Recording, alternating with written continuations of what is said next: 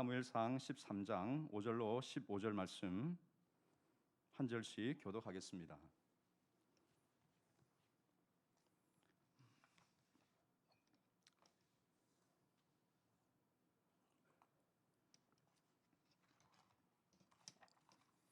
사무엘상 13장 5절에서 15절입니다.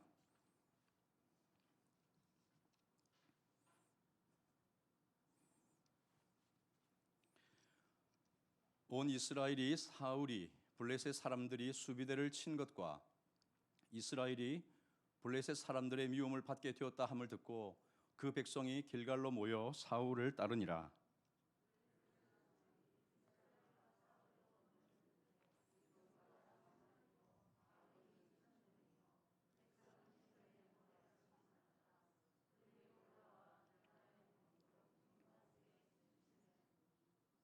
좀 절수가 잘못됐죠?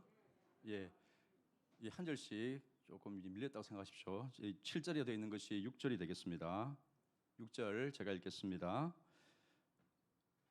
이스라엘 사람들이 위급함을 보고 절박하여 굴과 수풀과 바위 틈과 은밀한 곳과 웅덩이에 숨으며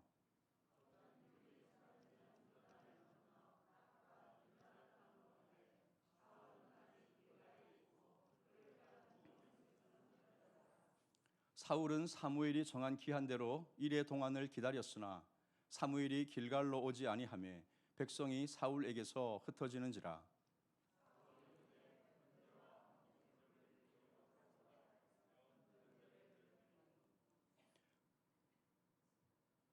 번제 드리기를 마치자 사울이 온지라.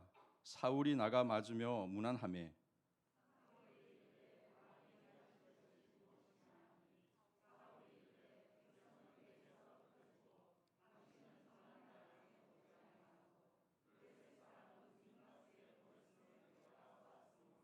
이에 내가 이르기를 블레셋 사람들이 나를 치러 길갈로 내려오겠거늘 내가 여호와께 은혜를 간구하지 못하였다 하고 부득이하여 번제를 드렸나이다 하니라.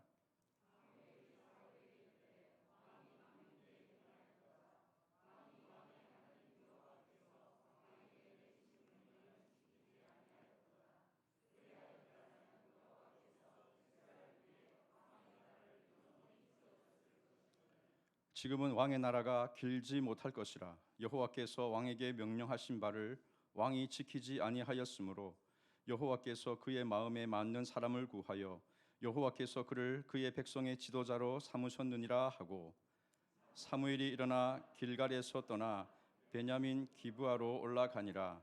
사울이 자기와 함께한 백성의 수를 세어 보니 600명 가량이라. 아멘. 할렐루야. 주님의 전에 오신 우리 화평 성도님들 그리고 예배자들 모두를 환영하고 축복합니다. 오늘 예배 잘 오셨습니다. 하나님을 예배하는 것이 참 우리 마음에 참 기쁨이 되는 그런 여러분들의 모습인 줄 믿습니다. 뭐 억지로 오셨더라도 또 잘하신 일입니다. 참 은혜를 받는 자리, 또 하나님이 역사하시는 자리에 참 내가 믿음이 있든 없든 그 자리에 와 있는 것 자체는 참 의미가 있고 귀한 일이라 생각되어집니다. 오늘 또 하나님 주시는 말씀으로 우리가 함께 은혜를 나누겠습니다. 지금 우리는 사무엘서 말씀을 계속 보고 있습니다. 사무엘상은 이스라엘의 이 정치 체제가 이제 바뀌어지는 아주 중요한 그 변혁기에 있는 내용을 다루고 있죠. 사사 시대에서 이제 왕정 시대로 넘어가는 그 상황. 그리고 그 중간 자리에서 중요 역할을 하시는 이 선지자가 바로 사무엘입니다. 사무엘. 마지막 사사이기도 하고 이 사무엘을 통해서 하나님의 세우신 왕이 세워진다 해서 킹메이커 역할을 했던 인물이 바로 이 사무엘이죠. 그리고 그 사무엘의 주도를 따라서 하나님이 세우신 그 첫째 왕이 바로 사울이 되겠습니다. 이 일련의 과정들은 이스라엘이 하나님 앞에 우리도 왕을 주소서라는 이 요구에서 시작이 되어졌죠. 이스라엘이 요구했던 그 왕정제의 목적은 부국강병입니다. 부국강병. 더 이상 우리가 외적의 침입과 그 노략질을 당하지 않고 우리도 스스로 힘을 길러서 적들과 맞서 싸울 수 있는 힘센 나라, 강한 군대를 우리도 만들어야 되겠다. 그 일을 위해서는 왕이라는 그런 직책을 가진 인물이 필요하다라고 해서 이 사울이 이제 세워지게 되었죠. 이스라엘은 이방의 왕들처럼 백성들을 통솔할 수 있고 또 카리스마를 가지고 있고 영웅적이고 또 군사를 진두지휘함으로 승리를 끌어낼 수 있는 그런 탁월한 인물, 그런 인재를 요구하게 되었죠. 부국 강병을 위해서. 그래서 이 이스라엘에게 사울은 참 그런 백성들이 요구했던 그 타입의 아주 적합한 그런 인물이라고 이렇게 우리는 살펴보았습니다. 인품도 좋았고 뭐 겉모습은 말할 것도 없고 그런 탁월한 군사적 재능까지도 우리가 암몬 전투의 승리를 거두는 모습을 통해서 살펴볼 수가 있었죠. 백성들은 왕의 대관식 자리에서 아주 열광했습니다. 사울 왕을 연호하면서 기뻐했죠. 그런데 사무엘 선지자가 바로 이 백성들에게 긴장감을 불어넣는 그런 연설을 하였습니다. 왕에게 들으라고, 또 백성들에게 들으라고, 마냥 기뻐하고 좋아할 것이 아니라는 사실을 이 사무엘이 경고성 연설을 통해서 이 백성들에게 선언을 하였습니다. 그것이 우리가 지난 시간에 보았던 사무엘상 12장의 내용이죠. 왕이 여호와의 목소리를 듣고 순종하면 잘 될 것이지만 그 반대로 듣지도 않고 순종하지 않으면 이 나라와 백성은 망할 것이다라는 그런 참 이 축사로서는 어울리지 않는 그런 연설을 이제 이 사무엘이 퇴임을 하면서 남겼다라는 것입니다. 그리고 이제 오늘 우리가 살펴보는 말씀은 그러면 이 사무엘 선지자가 말했던 이 취임식 자리에서의 연설 내용을 사울 왕이 어떻게 듣고 또 어떻게 반응했을까 하는 점들을 오늘 우리가 살펴보는 것입니다. 결론부터 말씀드리면 이 13장 오늘 우리가 다루었던 말씀에는 사울의 왕권이 무너지게 되는 그런 결정적인 기회를 제공하는 사건을 우리가 다루게 되겠습니다. 외모적으로나 인품적으로나 군사적인 능력으로나 이방 왕과 견주어서 결코 손색이 없는 이 탁월한 인물로 보였던 이 사울 왕이 어떻게 해서 몰락을 하게 되는지 그 첫 사건을 우리가 함께 살펴보는 것입니다. 오늘 이 본문의 제목을 저는 망령된 일을 행한 사울이라고 했습니다. 사울이 뭔가 일을 했다라는 거죠. 그런데 이것이 망령되다라고 했습니다. 어떤 일을 했길래 그리고 이 망령된 일을 행한 결과가 이 사울에게 어떻게 주어지는지를 오늘 우리가 함께 살펴보고 우리에게 주시는 교훈으로 붙들었으면 좋겠습니다. 본문의 상황부터 우리가 먼저 좀 짚어보겠습니다. 5절 말씀부터 읽었지만 이것은 1절부터 우리가 쭉 봐야 되는 부분이죠.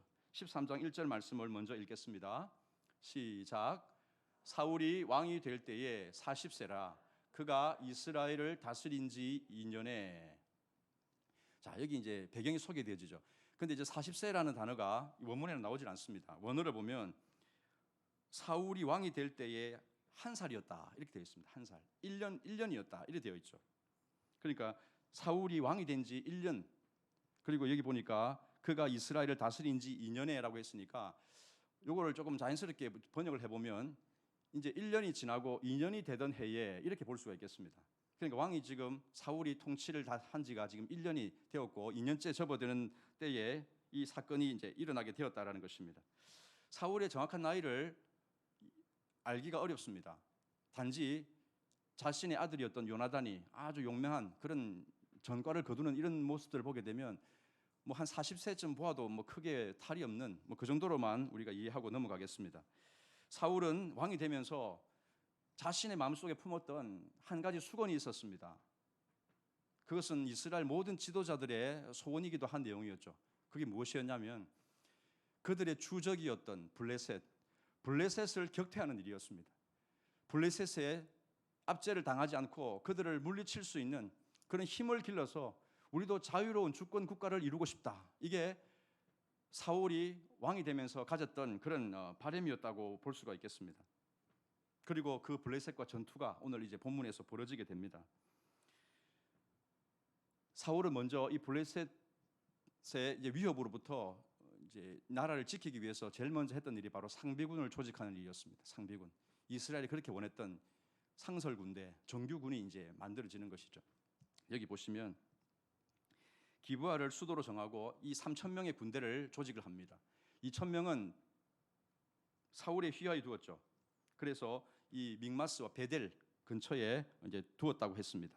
그리고 나머지 1,000명은 자기의 아들 요나단에게 맡기면서 기브아를 지키도록 그렇게 구성을 했다는 것입니다. 그리고 나머지 병력은 다 돌려보냈습니다. 암몬 군대와 싸울 때 있었던 그 30만이 가까운 그 군대가 다 집으로 돌려보냈다는 것입니다.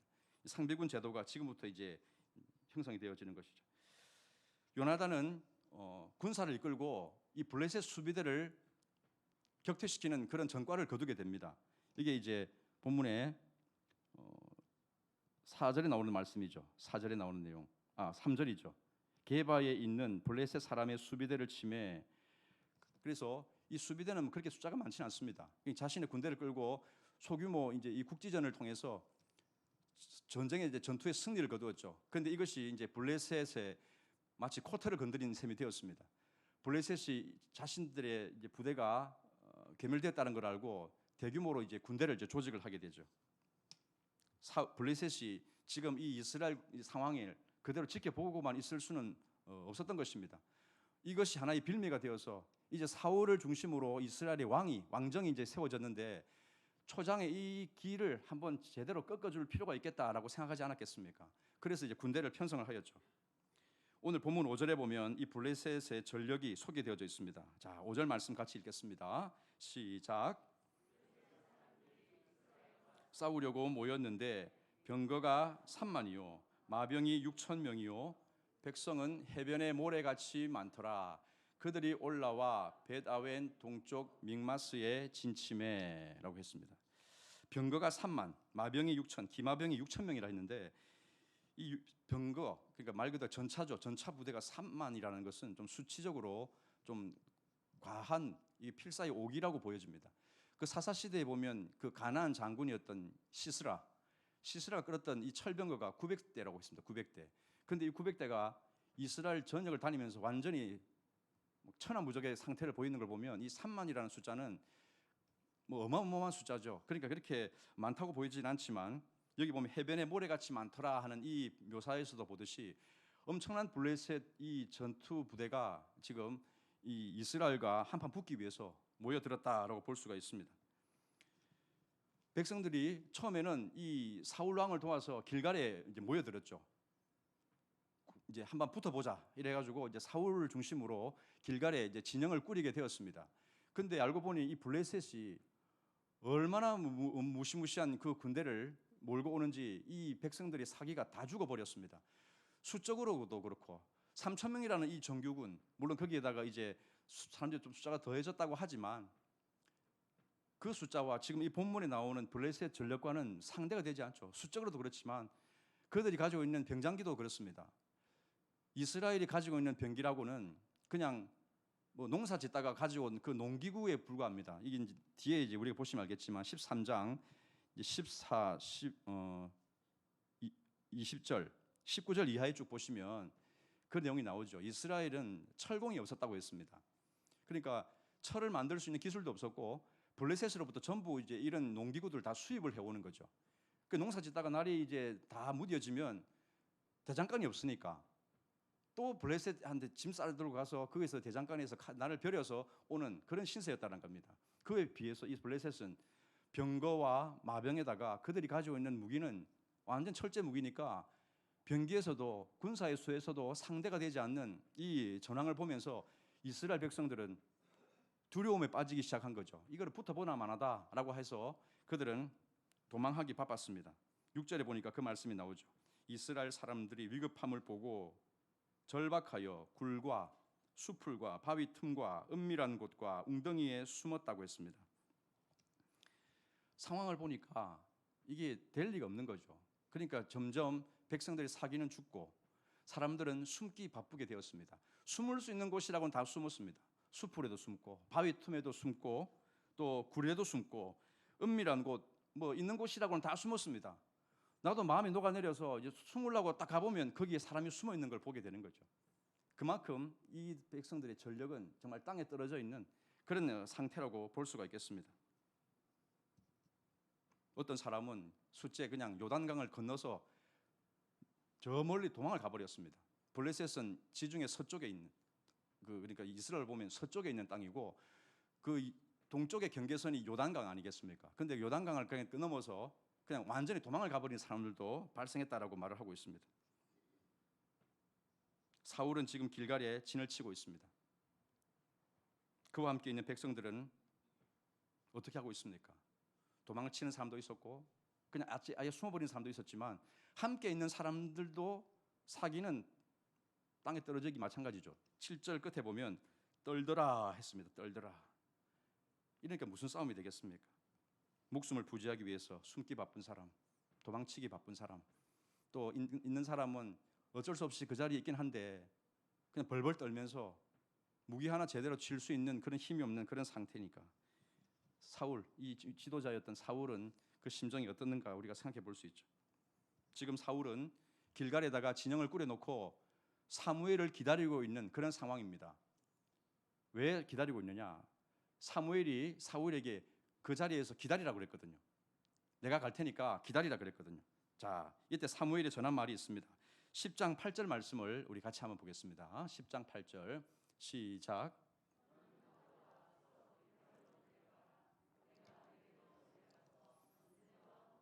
드리리니 내가 네게 가서 네가 행할 것을 가르칠 때까지 7일 동안 기다리라. 아멘. 자, 저 10장에 나오는 저 내용이 이 13장 내용과 직접적으로 연결이 되는가 하는 점에 대해서는 뭐 좀 해석상에 또 문제가 좀 있긴 합니다. 그걸 이제 우리가 이걸 뭐 연대순으로 이렇게 보지 않는 방법도 있지만 일반적으로 전쟁을 치를 때 왕은 항상 이 선지자를 기다리는 어떤 관행적인 면으로도 볼 수가 있죠.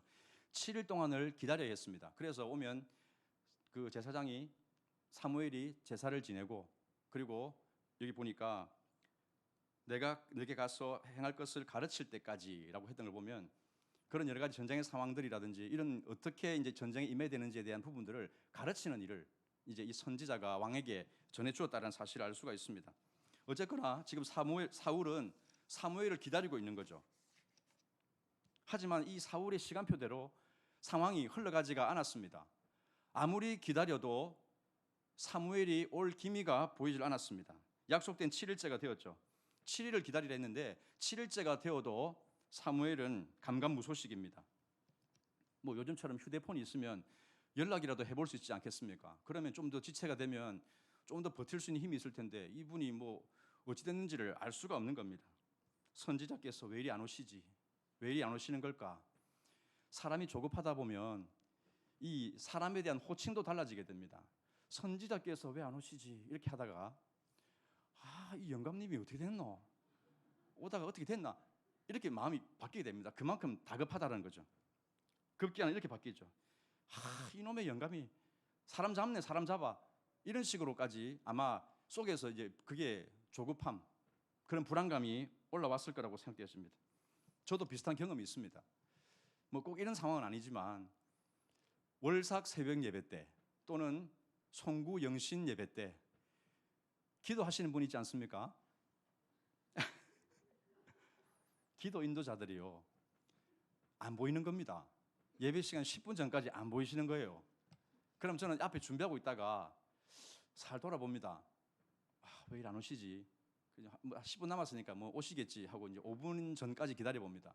그런데 안 오시면요, 이 사람의 마음이 야, 이거 오늘 기도 내가 해야 되는 거 아닌가?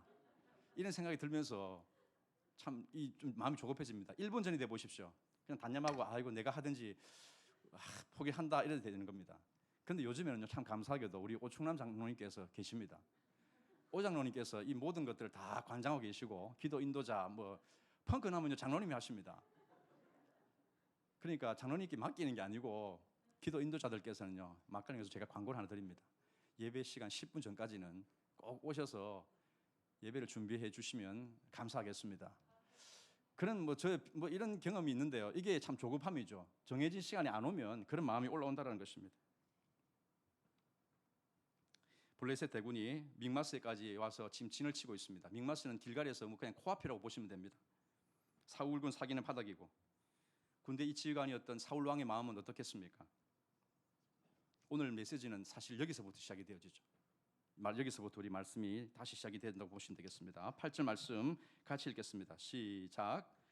사울은 사무엘이 정한 기한대로 이레 동안을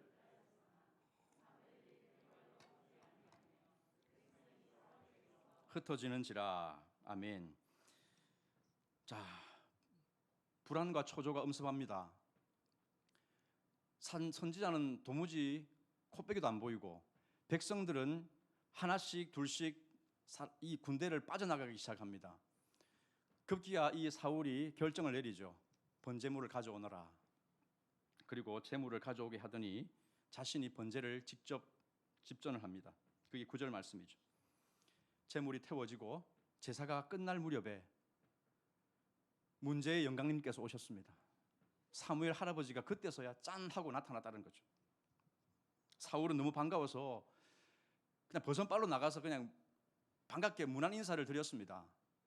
그런데 이 사무엘은 웃음기를 쫙 뺀 표정으로 정색을 하고 사울에게 이렇게 한마디를 던지죠. 왕께서 지금 뭐 하시는 겁니까? 이게 무슨 짓입니까?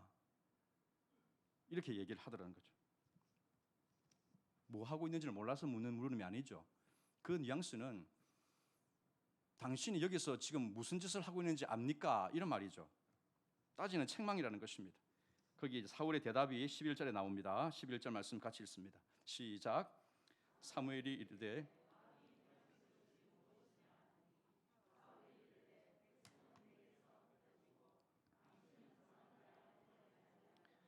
블레셋 사람은 닉마스에 모였음을 내가 보았으므로. 자, 이제 사울이 이렇게 할 수밖에 없었던 이유를 세 가지를 듭니다. 사무엘 선지자께서는 이래를 기다리라고 했는데 그 정한 기한이 되어도 도무지 오시지를 않았고 그 틈에 백성들의 사기는 더 떨어지고 더 두려움에 시달려서 부대를 이탈하기 시작했습니다. 그리고 지금 블레셋 대군은 믹마스 길갈로 보면 당장에 쳐들어와도 아무 이상 없는 그곳까지 지금 코앞에까지 와서 지금 진을 치고 있는 상황입니다. 그리고 여기 두 가지 이제 판단을 이제 사울이 내렸다는 거죠. 하나는 무엇입니까? 블레셋 사람이 당장이라도 우리를 쳐들어올 것 같았습니다. 그리고 두 번째는 뭡니까? 이럴 때 내가 하나님의 은혜를 간구하지 않으면 매우 힘들어질 것 같다라는 생각이 들었기 때문에 부득이하게 어쩔 수 없이 내가 번제를 드렸습니다. 그러니까 자기는 하나님의 은혜를 구한다고 지금 이 일을 했다라는 말이죠. 여러분, 이 사울의 말이 설득력이 있습니까? 충분히 용납할 만한 그런 이유가 됩니까? 저는 충분히 이해가 되는 일리 있는 답변이라고 생각합니다. 사무엘이 이 자초지종을 들었으면 어떻게 해야 되겠습니까? 오해를 거치고 그동안 마음고생 심했을 텐데 이 사울에게 씩 웃으면서 뭐 웃는 표정을 한마디 보여줘야 되는 거 아닙니까? 아, 네가 그랬나? 참 욕받네. 이런 식으로 좀 뭔가 위로를 해주고 뭐 초조한 마음을 만져주는 그런 태도가 인간적인 그런 반응이 아니겠습니까? 그게 너 좋고 나 좋고 우리 모두 좋은, 이제부터 제대로 한번 해보자, 뭐 이런 상황으로 나가야 이게 좋은 그림이 되는 거 아니겠습니까? 그런데 사무엘의 반응을 보십시오. 이런 변명을 사울이 늘어놓으니까 13절 14절, 자, 두 구절을 같이 읽겠습니다. 시작. 사무엘이 사울에게 이르되 왕이 망령되이 행하였도다. 왕이 왕의 하나님 여호와께서 왕에게 내리신 명령을 지키지 아니하였도다.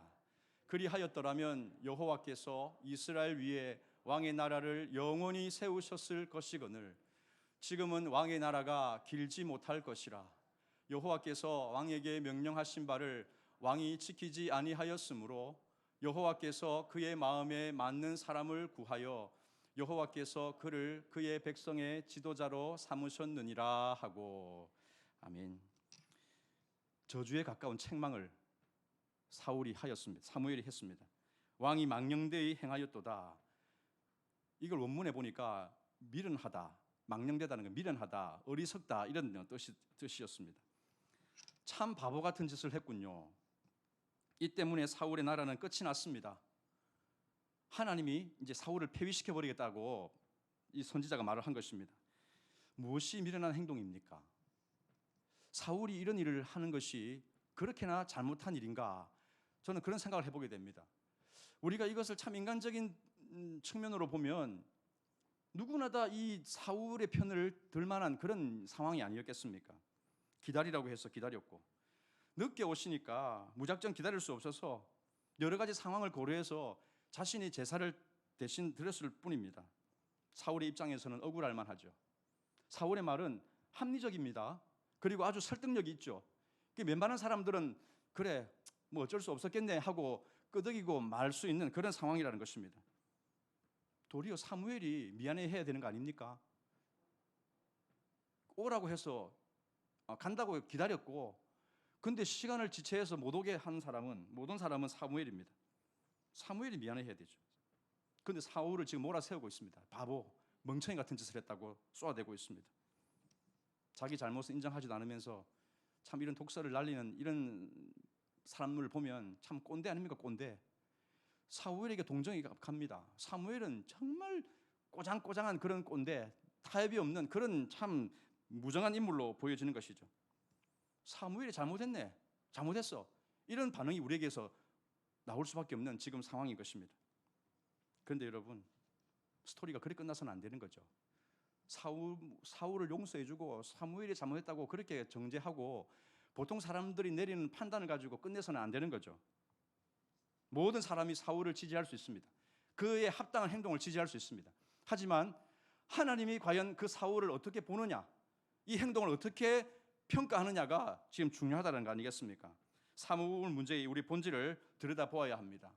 여기 보면 13절에 보면 여호와께서 왕에게 내리신 명령을 지키지 않았다라는 말이 두 번이나 반복이 되어지죠. 그러면 사울 왕이 지키지 않았던 명령은 뭡니까? 제사권자가 아닌데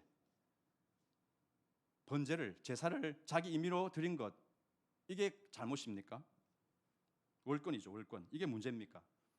그런데 여러분 자세히 보면요, 사무엘이 책망하고 있는 것은 제사를 왕이 집행을 했기 때문에 지적을 하고 있는 게 아니라는 것을 알 수가 있습니다. 사무엘이 말하고 있는 것은요, 나를 기다리라입니다. 나를 기다리라. 문제의 본질은 제사를 제사권자가 아닌데 드린 게 아니고 선지자를 기다리지 않았다라는 것이 문제라고 여기서 지적을 하고 있습니다. 자, 우리가 사무엘상 10장 8절 다시 한번 읽겠습니다. 아까 읽었던 말씀인데 사무엘상 10장 8절 한번 띄워주십시오. 자, 같이 읽겠습니다. 시작. 너는 나보다 앞서 길갈로 내려가라. 내가 너게로 내려가서 번제와 화목제를 드리리니 내가 네게 가서 네가 행할 것을 가르칠 때까지 7일 동안 기다리라. 아멘. 그리고 사울은 기다렸습니다. 그죠? 기다렸습니다. 기다리지 않았던 게 아니라 기다렸지 않습니까? 기한을 넘기고 약속을 어긴 것은 사무엘입니다. 사무엘. 그런데 사무엘의 이 말의 요지를 잘 보셔야 됩니다. 내가 올 때까지 기다리라. 그 말은 7일 동안만 기다리고 그 넘어가면 네 마음대로 해도 좋다, 이 뜻이 아닙니다. 올 때까지 기다려랍니다. 올 때까지 기다려라. 이게 오늘 우리에게 중요한 말씀이 되는 거죠. 그러니까 이 7일은 절대적인 날수가 아니라 기다림이라는 이 상징성을 가지고 있는 날수라는 것입니다. 그래서 7일이 넘어가면 올 때까지 기다려야 되는 것입니다. 이런 측면으로 우리가 이 사울의 문제를 들여다보아야 하는 것이죠. 그리고 사무엘이 와서 제사를 드릴 거니까 네가 절대 제사 드리면 안 된다, 이 내용이 아니라는 것입니다. 제사를 내가 다 한 후에 네가 어떻게 행할지를 내가 가르쳐 주마.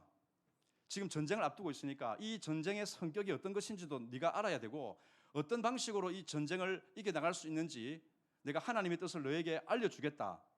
이게 지금 사무엘이 말하고 싶어하는 내용이었습니다.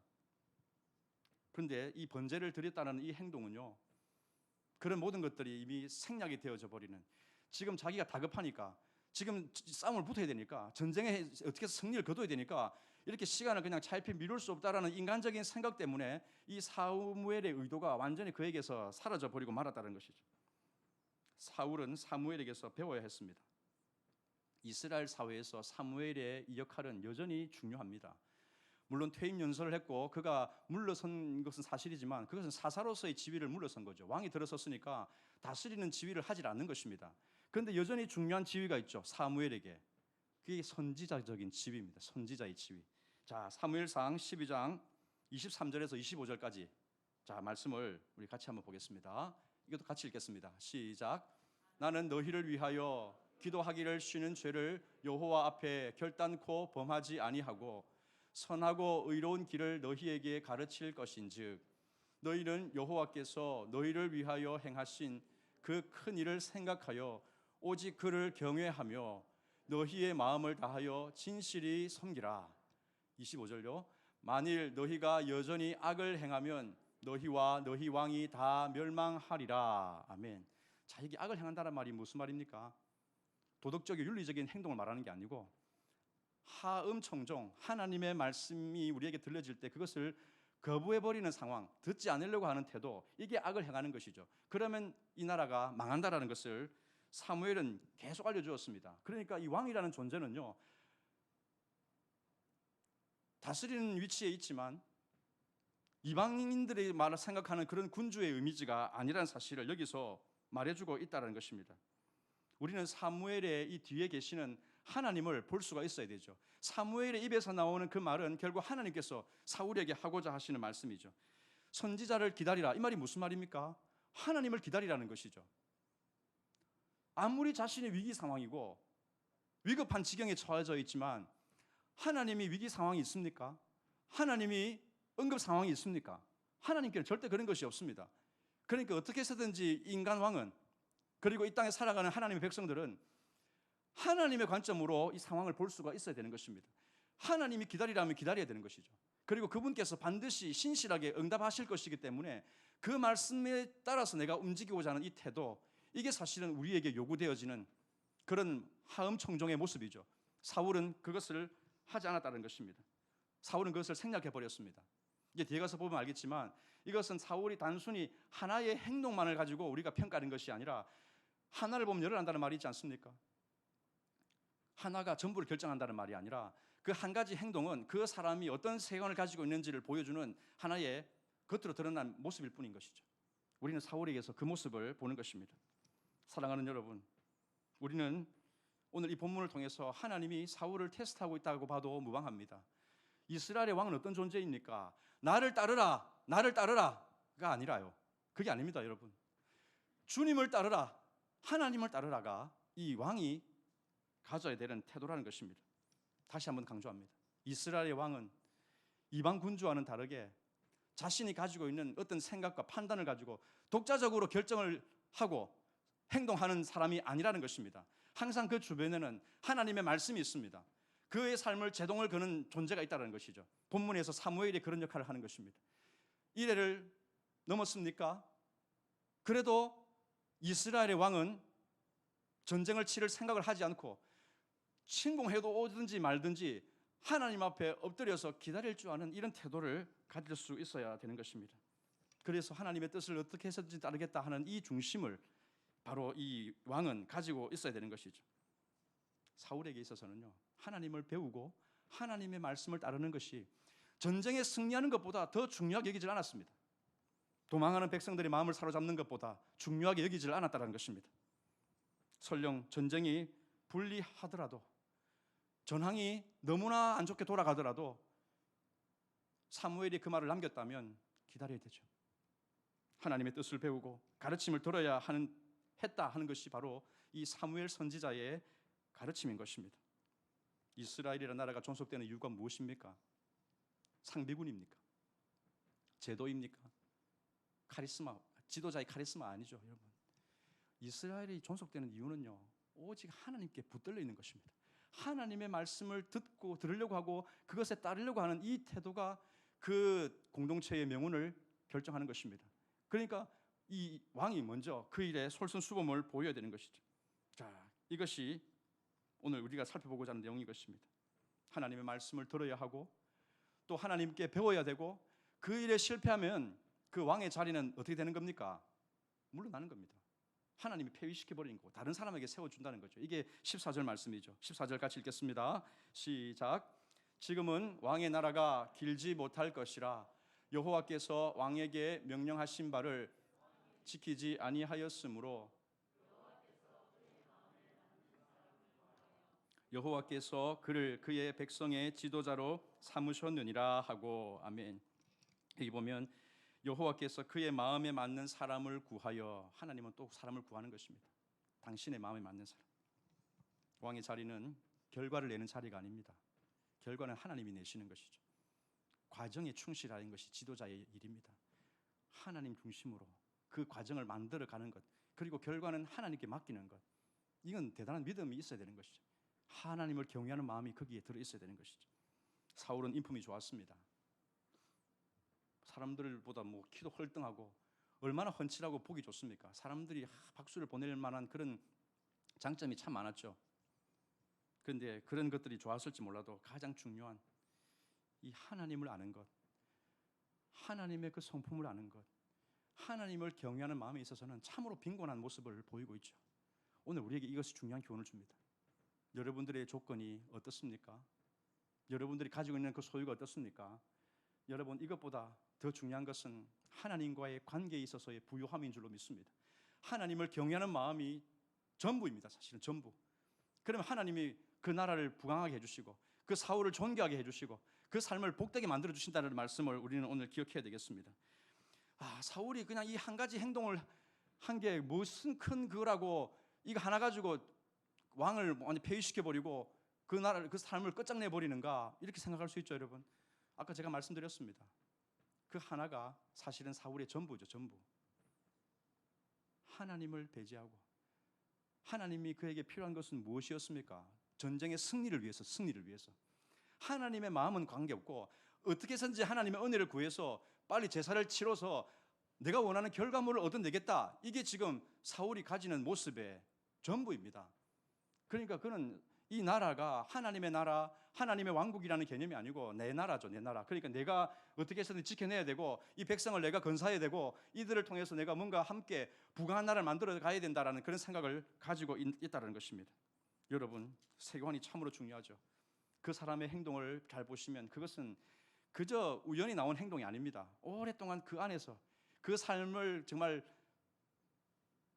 형성하게 만들었던 그 기본적인 인식의 틀이 그 속에 형성이 되어져서 나오는 그런 행동이라고 볼 수가 있는 것이죠.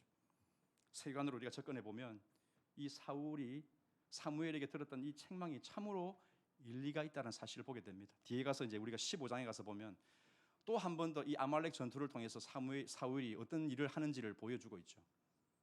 그것도 그냥 우연히 나온 게 아니라 그 삶이 무엇이 그를 채우고 있는가를 잘 보여주는 행동의 결과라고 말할 수가 있는 것입니다. 이스라엘 왕이 된 자는 재능이나 인성이나 이게 결코 중요하지 않습니다. 그 사람이 얼마나 교양이 있는가, 예의 범절을 갖추고 있는가, 사람을 끄는 리더십이 있는가, 이게 핵심이 아니죠. 하나님과의 관계입니다. 하나님과의 관계. 하나님을 경외하는 마음을 평소에 어떻게 품고 살아가고 있는가, 하나님의 의중이 무엇인지, 작고 별 볼 일 없는 일에도 과연 하나님의 자리를 인정하고 그분의 뜻대로 하려고 하는 그런 의지가 있느냐, 그런 모습들이 나타나고 있느냐, 이런 태도들이 참으로 그 사람의 행복을 결정짓는다는 것입니다. 오늘 이 사무엘의 이 책망의 핵심은 무엇입니까? 선지자를 기다리지 않았다는 겁니다. 하나님을 기다리지 않았습니다. 하나님의 말씀을 기다리지 않았다는 것이죠.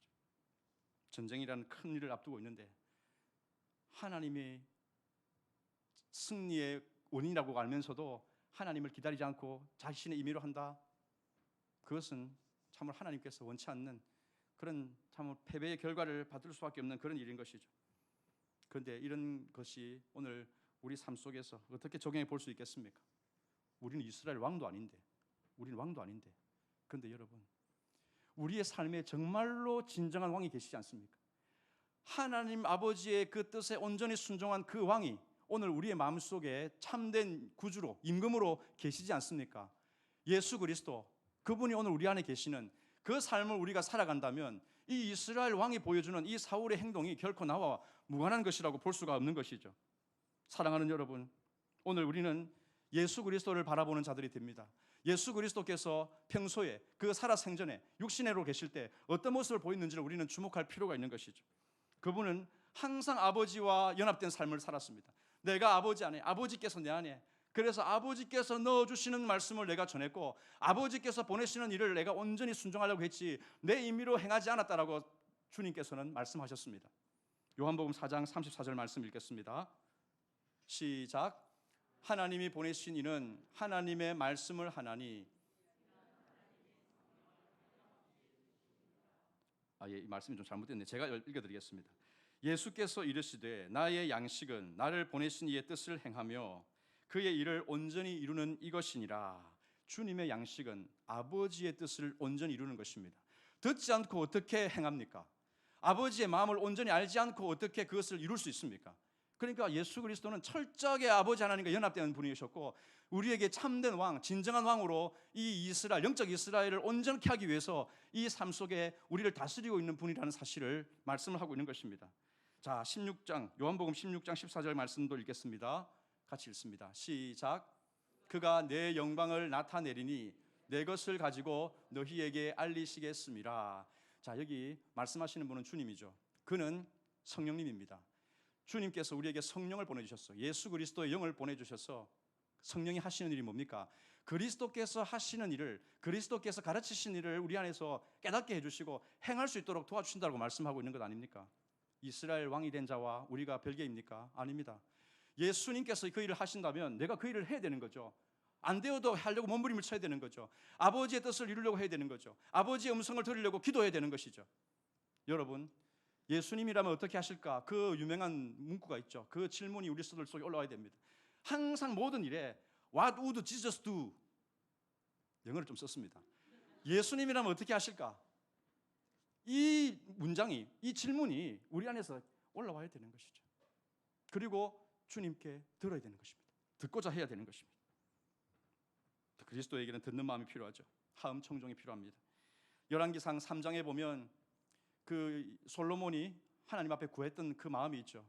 1000번제를 드린 후에 하나님의 마음이 기뻐서 꿈에 찾아와서 이 솔로몬에게 소원을 말하라고 합니다. 이 솔로몬이 무엇을 얘기합니까? 나는 작은 아이에 불과한데 이 백성들 앞에 출입할 줄 알지 못하겠습니다. 이 종의 마음에 듣는 마음을 주셔서 지혜롭게 이 백성들을 잘 이끌어 갈 수 있게 해달라고 듣는 마음을 그가 구하였습니다. 여기 듣는 마음, 물론 첫 번째로는 백성들의 소리를 들을 줄 아는 마음이겠지만 1차적으로는 이게 기본적으로 하나님의 음성을 듣는 것입니다. 하나님의 마음을 그가 깨닫고 이 백성들을 치리하게 해달라고, 다스리게 해달라고 그렇게 요구하는 것이죠. 선악을 분별하게 해달라고 그렇게 요구를 했습니다. 사랑하는 여러분, 이 솔로몬에게 하나님이 어떤 것을 부어주십니까? 네가 장수도 구할 수 있고 부귀도 구할 수 있고 원수가 진멸되기도 구할 수 있는데 네가 이거 다 놔두고 정말 하나님의 마음으로 통치할 수 있는 이 지혜를 구하였으니까 내가 참으로 기쁘다. 너에게 다 줄게. 이래 됐습니다. 다 줄게. 솔로몬의 행복, 그 왕국의 번영, 이것이 어디서 비롯되는 것입니까? 하나님의 음성을 듣는 것에서 시작이 되는 것이죠. 하나님의 음성. 여러분, 이스라엘 왕국은 그런 것입니다. 하나님의 마음, 그 마음을 이해하고 들을 줄 알려고 하는 이런 몸부림 가운데 이 공동체가 세워지게 되면 블레셋이 코앞에 쳐들어온들 그게 하나님께 무슨 대수겠습니까? 하나님의 무슨 위기가 있고 무슨 위급 상황이 있습니까? 그 알지 않습니까? 그 사무엘이 미스바에서 있을 때 대군이 쳐들어왔습니다. 블레셋이. 그때 하나님께 기도하고 번제를 드렸습니다. 우레가 바라여져서 이스라엘을 그냥 블레셋을 격퇴시켜 버리지 않았습니까? 하나님은 그런 분이시죠. 어떤 상황에서도 우리를 건지실 수 있는 그런 하나님이시라는 것입니다. 요한복음 8장 47절 말씀 읽겠습니다. 시작. 하나님께 속한 자는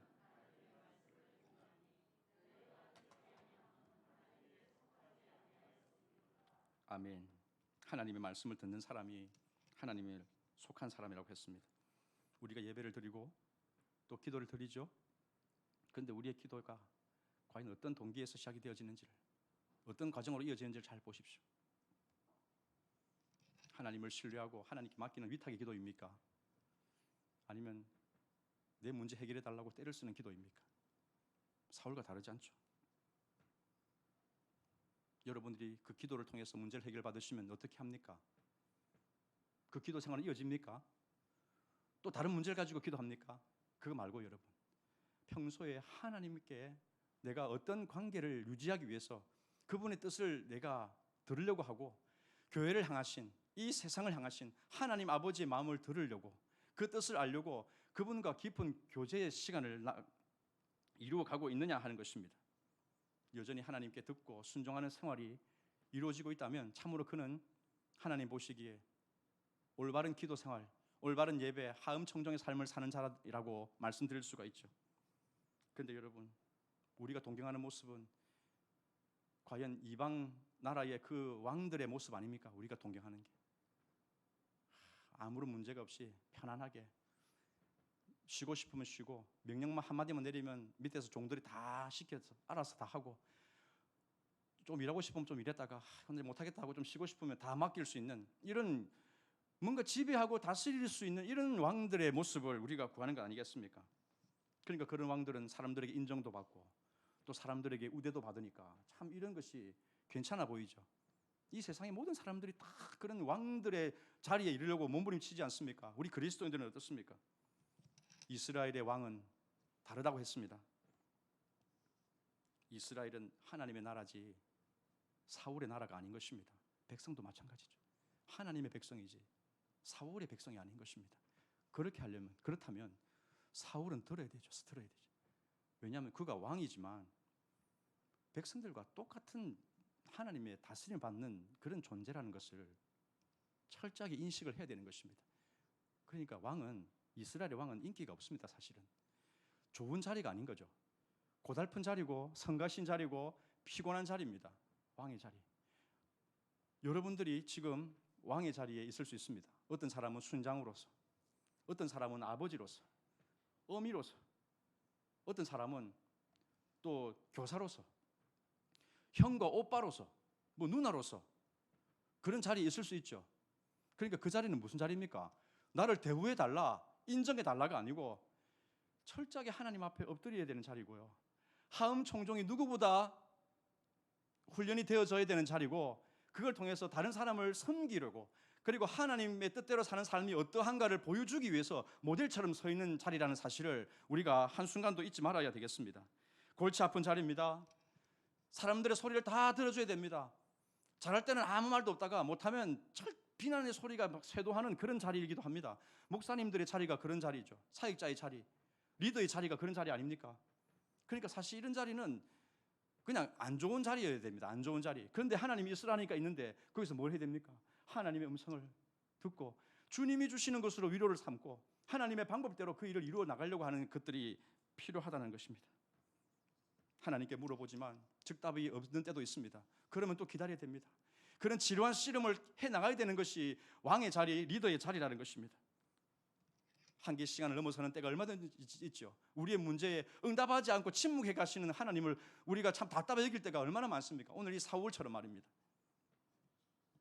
하지만 사울은 블레셋을 상대하기 전에 하나님을 상대하는 법을 배워야 되죠. 하나님 앞에 자신이 다룸받는 법을 배워야 됩니다.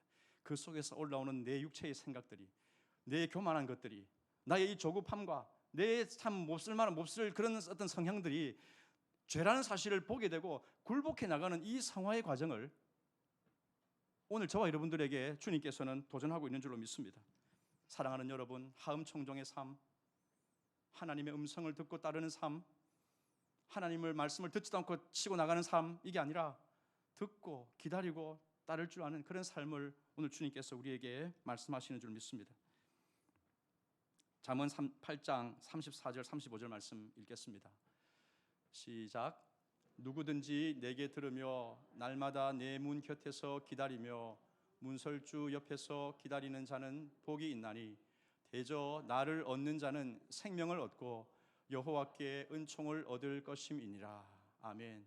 사랑하는 여러분, 우리에게 정말 복이 무엇입니까? 복. 하나님을 기다리는 사람이 복 있는 사람입니다. 하나님의 음성을 듣고 행하는 그 삶이 참 별 볼 일 없어 보이지만요, 그 사람한테 하나님의 복이 주어진다는 사실을 기억하십시오. 절대 주님 앞서지 마십시오. 제가 이제 말씀을 정리하겠습니다. 우리는 참 각자가 다 인생의 스토리를 써가는 사람들이죠. 자기의 이야기를 써나갑니다. 그런데 사람들은 참 그런 이야기를 보면 밋밋한 이야기보다는요, 뭔가 화끈한 이야기, 드라마틱한, 정말 그 어두운 뒷골목에 있는 이 쓰레기 같은 삶이 정말 이 빛을 받아서 막 명품으로 바뀌어지고, 그런 간증들을 늘어놓으면 사람들은 막 열광합니다. 막 너무 좋아하죠. 그런데 그런 거 말고 평소에 뭐가 꺼내놓을 것도 없는, 간증거리도 없는, 그냥 하나님의 말씀을 하나 듣고 하나 순종하고 그렇게 점잖게 조용히 끌어가는 그런 사람들은 사람들이 별로 환호하지 않습니다. 별로 알아주지도 않는 것 같죠. 세찬 급류 같은 인생을 사람들은 반응을 보이지 잔잔한 시내 같은 삶을 별로 좋아하지 않습니다. 그런데 여러분, 하나님은요? 하나님 어떻습니까? 세찬 급류는요, 말 안 들어서 하나님의 몽둥이를 들어서 고치는 사람 아닙니까? 그런데 잔잔한 시내는 뭡니까? 평소에 작은 일에서부터 하나님께 순종하고, 그러니까 별 탈 없이 살아가는 사람이죠. 근데 그게 평범한 게 아니고 사실은 하나님 볼 때는 너무나 비범한 겁니다. 너무나 귀중한 거죠. 하나님이 그런 사람에게 복을 주는 것입니다. 오늘 저와 여러분들은 인생을 정말 하나님 보시기에 이 스토리를 써가는 사람들로서 참 이스라엘의 이 사울 왕 같은 이 전철을 밟지 않도록 우리 자신들을 돌아보아야겠습니다. 하음 총종이 제일입니다.